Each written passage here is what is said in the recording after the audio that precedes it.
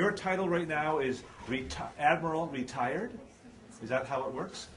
Yes. Okay. And current NATO advisor? Sort of. There Yes. we are. There you go. First question. Yes. What are the things that you do to become an admiral? Be successful at what I was doing, which was to go to university as a naval cadet, and then proceed through a military career where if I had not been successful, I wouldn't have been advanced in rank. The last little bit was all good luck.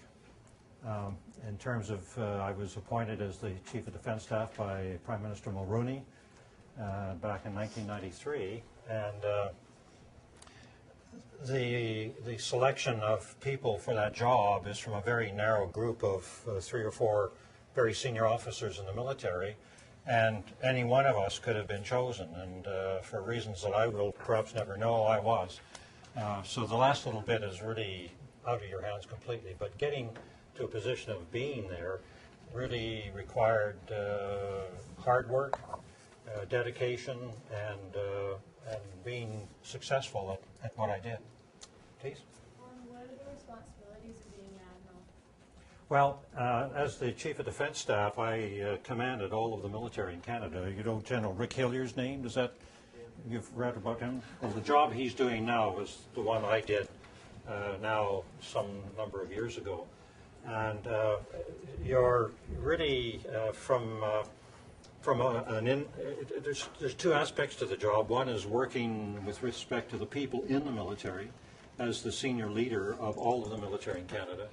And then the other aspect of your job is advising the government of Canada about military matters, which is somewhat remote, and it's often a piece of the job that is not seen by the general population.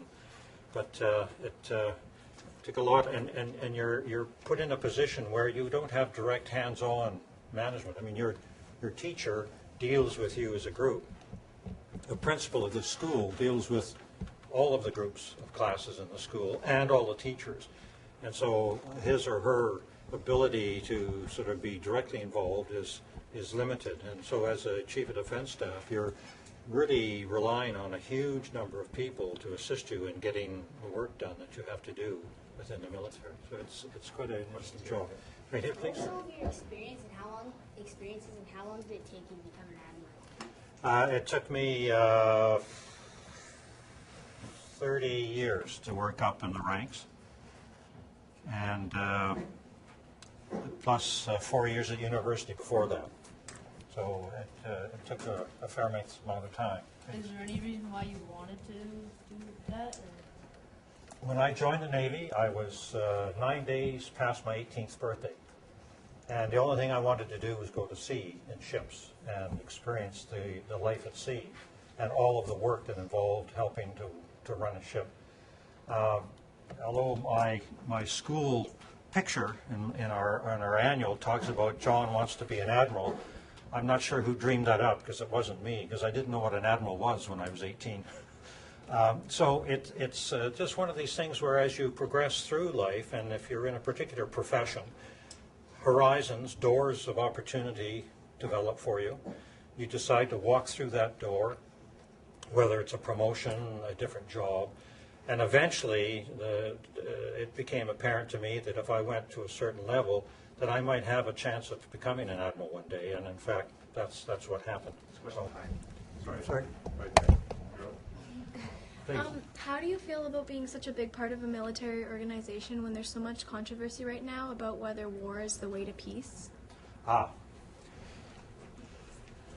You know, if you look at history, it's a long question, and I can't. You know, it's an interesting debate. History tells us that there's been very little time, unfortunately, very little time in our history of mankind as we know it, where there hasn't been conflict.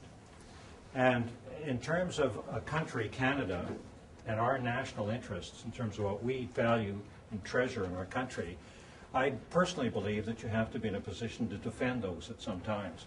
And that means that you need some sort of ability to stand up and fight. There's many ways of doing that, one of which is to have a military as a piece of a, if you'd think of a quiver of arrows that the government has in terms of its ability to protect our interests. You can use foreign policy. There's the whole question of promoting peace and security in other parts of the world, which effectively bring you security as well. And then there's the aspect of having a military that, if you ever need it, can stand up and actually go to war. And I believe that we need all of those elements in our quiver, not just one or two of them. Great question, good answer. Next. Did you have a role model growing up that inspired you to the job you did today? Well, I've kind of got an answer like Cliff has. I'll listen to what he said, and I don't think that there were too many people that stood out individually. Although one man who's now long dead, was my math teacher in high school. He was a man who had served in the Second World War.